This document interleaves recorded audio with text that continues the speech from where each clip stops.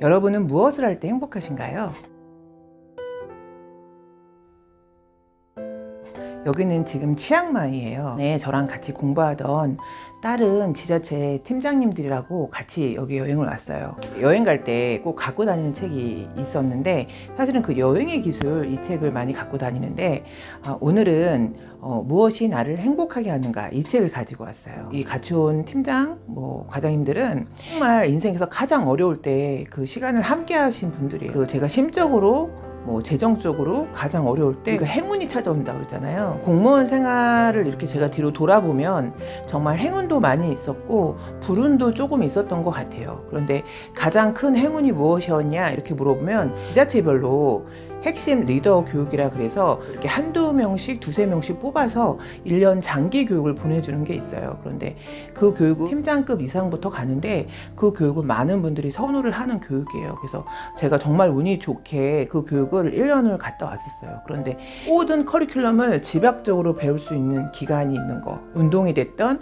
컴퓨터가 됐던 외국어가 됐던 업무 프로세서가 됐던 그런 거를 제가 팀장 달자마자 얼마 안 돼서 갔다 오는 그런 행운이 있었어요. 너무 좋은 분들을 많이 만났고 그 분들하고 이렇게 몇 년에 한 번씩 이렇게 해외로 같이 여행을 가요. 그런데 이제 이분들은 외국어도 너무 능숙하기 때문에 이렇게 다닐 때 되게 편하고 즐거운 그런 부분들이 있는 거예요. 이 치앙마이를 또 너무 좋아하시는 분들이 있더라고요. 근데 어저께 그 백색 정원을 갔다 왔어요. 그런데 그 건물은 정말 여행을 그래도 많이 다닌 편인데 제가 봤던 가우디의 건물 이상 준하게 이 정도로 너무 뛰어난 건물이 이 치앙마이에 있더라고요. 그래서 이게 제가 사진을 찍어봤는데 그 현상을 못 담는 거예요. 사실 실물들이 이런 사진이나 이런 영상에 사실 제대로 잡히는 경우가 흔치 않잖아요. 그래서 잠깐 보여드릴게요.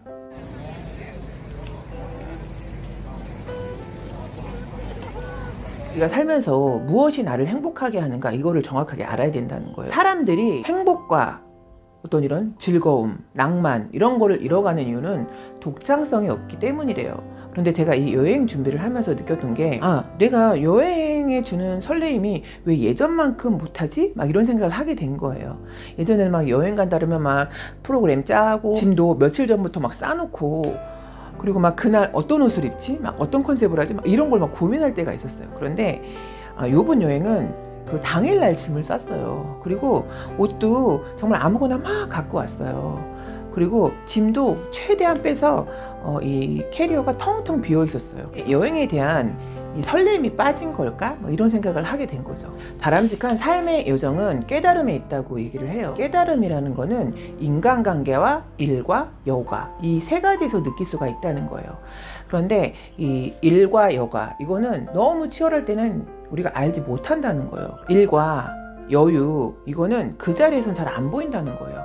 한 발짝 떨어지고 자유인이 됐을 때 그거를 뒤돌아보면서 내가 놓친 것들을 그때 깨닫게 된다는 거예요. 결국 여행을 통해서 깨닫는 건 그런 것 같아요. 내가 현재 위치에서 한 발짝 떨어져서 내가 잘 살고 있는가?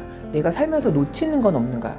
이런 거를 한 번씩 생각하게 되는 건데 그 바람직하게 산다는 거는 결국은 진정성을 놓치지 않는 것. 저는 이게 정말 바람직하게 사는 거라고 생각을 하고 또 여기 한 언니가 그런 얘기를 하더라고요. 며칠 전에 그 집에서 되게 오래 살았었대요. 그래서 그 집을 정리하고 싶은 마음에 정리 전문가 되게 유행하잖아요. 그래서 정리 전문가를 되게 큰 금액을 주고 불러서 한번 싹 정리를 했대요.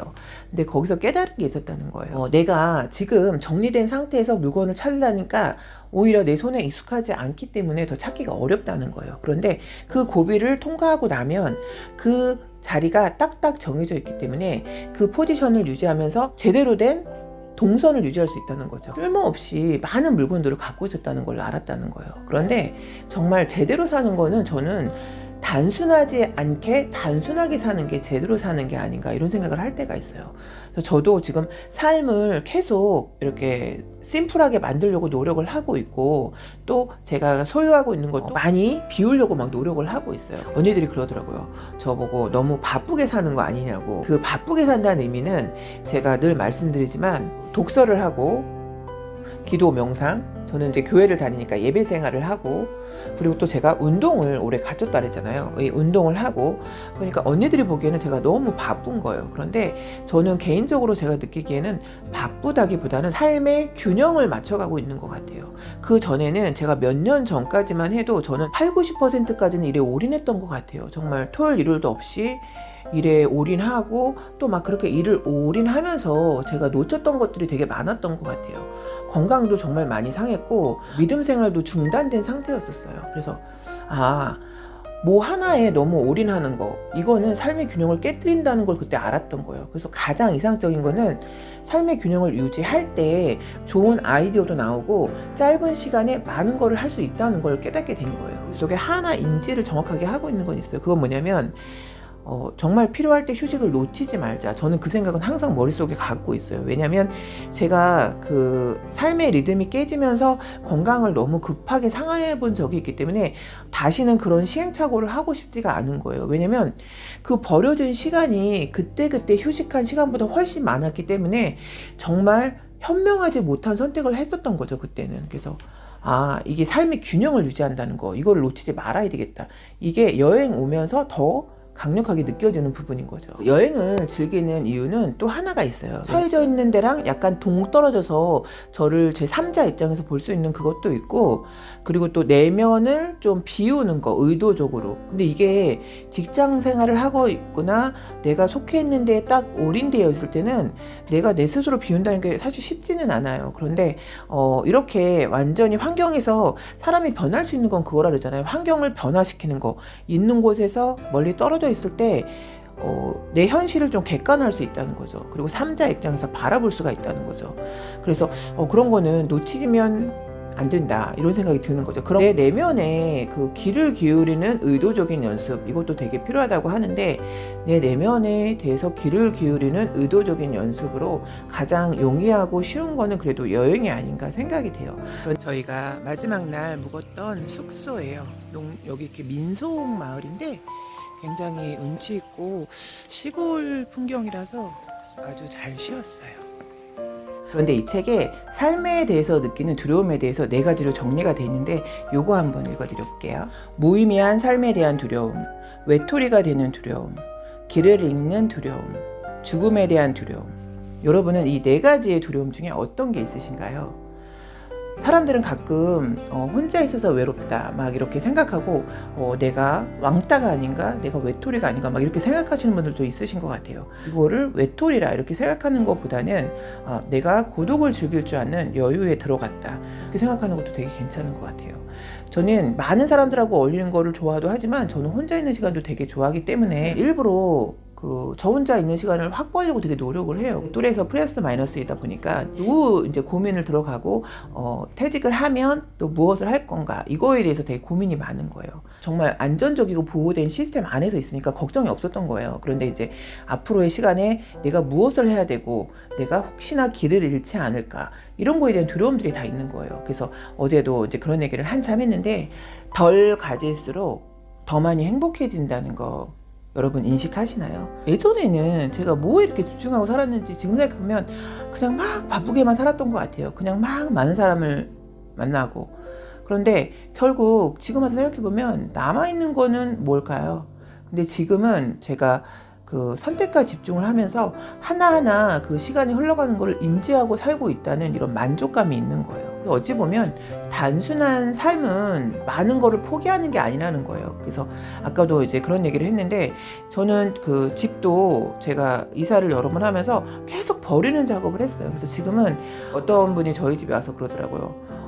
집이 호텔 같다고. 이제 그 뜻은 집이 너무 뭐 예쁘다 이런 뜻이 아니라 아무것도 없다는 거죠. 그래서 저는 정말 집에 딱 필요한 것만 딱 갖추고 살려고 노력을 하는데, 지금도 많이 막 뭐가 생겨서 계속 버리고 있어요. 그래서 그러다 보니까 쓰고 안 쓰고 이런 게 제대로 정리가 되는 거예요. 그리고 저 같은 경우에는 정기적으로 그 독서 모임에서 아나바다를 해요. 적어도 저희가 반기에 한 번씩은 아나바다를 해요. 근데 그 이유는 저희가 정말 많은 거를 갖고 있어요. 그리고 그게 있는지조차 모르고 생활할 때가 있어요. 아나바다 할 때 저는 막 이렇게 혼자서 막 뭘 해먹거나 이러진 않잖아요. 뭐 아들이 올 때는 맛있는 걸 해주려고 하겠지만 그 외에는 저한테는 뭐 조미료, 식자재 이런 것도 저한테는 너무 필요하지 않은 거예요. 그래서 막 그런 걸 또 내놓을 때도 있어요. 아나바다에. 그러면 또 막 그런 거를 또 너무 막 또 기쁜 마음으로 가져가시는 거죠.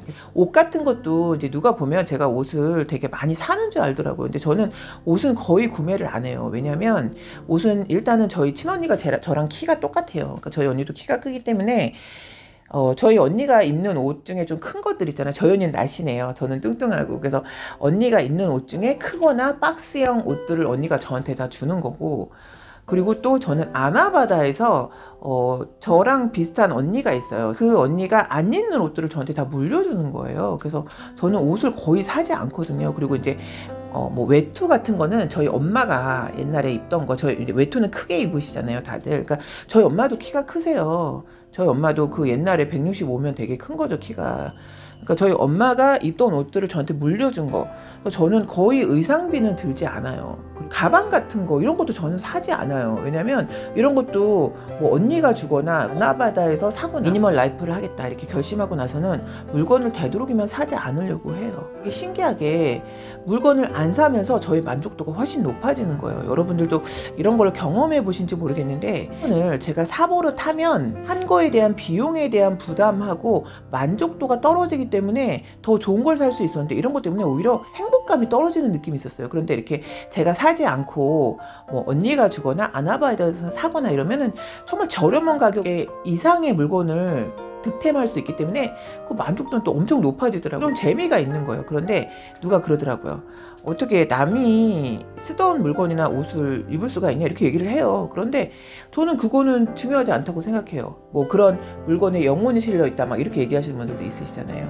근데 그게 상대가 누구 건지 모를 때는 저도 모르는 분들 거는 절대 입거나 쓰진 않아요. 이거 뭐랄까 약간의 찜찜함 뭐 이런 게 있지만, 저는 뭐 저희 언니나 제가 아는 언니가 준 거 뭐 이런 거 아나바다에서 누구 건지 알고 사는 거 이런 거는 능히 편하게 쓸 수 있는 거죠. 저희가 그러잖아요. 길을 잃었다 이렇게 표현할 때 있잖아요. 그런데 길을 잃을 당시에는 정말 힘들고 되게 혼란스럽겠죠. 그런데 길을 잃어봐야지만 새로운 길을 찾을 수가 있다는 거예요. 그래서 길을 잃은 거에 대해서 너무 두렵고 혼란스럽게 생각할 필요는 없다, 이렇게 얘기하시는 많은 책들에 그런 내용이 써 있어요. 그런데 단지 길을 잃었을 때 거기서 주저앉으면 떨어지는 거죠. 각자의 행복이라는 거는 정말 각자의 마음속 안에 있는 것 같아요. 그래서 언니들이 저한테 그런 얘기 하더라고요. 너는 참 신기하게 안 좋은 상황인 것 같은데도 행복해 보인다, 이런 얘기를 해주시더라고요. 그래서 제가 저를 생각해 봤어요. 나는 정말 행복한가? 근데 그 생각을 해봤는데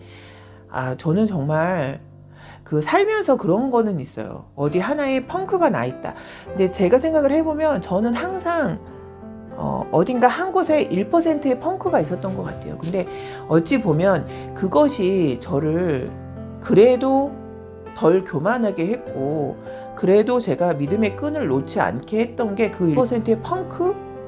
1%의 펑크라고 표현해도 되는지 모르겠지만 1%의 저의 상처? 뭐 이런 거, 그런 게 저를 지금까지 지탱하게 했던 것 같아요. 1%의 상처 이런 걸 통해서 제가 더 감사함을 느낄 수 있고 뭐 그랬던 것 같아요. 2주 기간을 이용해서 짧게 온 여행이에요. 그래서 이런 시간들이 저한테 허락되는 것도 너무 감사하고, 저한테 행복이 뭐냐에 있어서 저한테 행복이 뭐냐 이러면 사실 좋은 사람들하고 좋은 곳에 와서 아무 생각 없이 지낼 수 있는 이 며칠의 행복, 이것도 너무 크고 감사한 행복인 것 같아요.